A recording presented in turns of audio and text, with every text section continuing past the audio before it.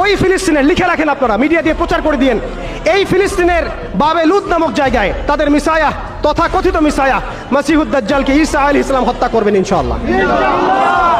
পৃথিবীর কোন শক্তি, কোন ন্যাটো, কোন ইউনাইটেড নেশনস, কোন ইউরোপিয়ান ইউনিয়ন, কোন IMF, কোন ওয়ার্ল্ড ব্যাংক, কোন সাম্রাজ্যবাদী শক্তি এই ভবিষ্যৎবাণীকে ঠেকাতে পারবেন ইনশাআল্লাহ। আপনি ওদেরকে চেষ্টা করতে দেন, সারা পৃথিবীর সমস্ত মুসলমানকে যদি এখন তারা মেরে ফেলে, তবু এই অকাট্য ভবিষ্যৎবাণী ইনশাআল্লাহ তাআলা তারা পাল্টাতে পারবে না। এটা আমাদের আশার জায়গা, এটাই হচ্ছে চূড়ান্ত বিজয়। এবং ঈসা আলাইহিস সালামের হাতে আগামী 40 বছর, লিখে রাখেন আপনারা, এরপরের 40 বছর ওই বাইতুল মুকাদ্দাস থেকেই সারা বিশ্বে ইসলামী খিলাফা কায়েম হবে ইনশাআল্লাহ।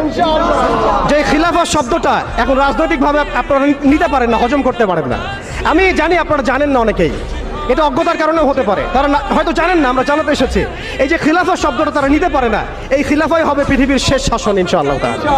এই খিলাফা দিয়ে বিশ্ব শুরু হয়েছিল, এই খিলাফা দিয়েই বিশ্ব শেষ হবে।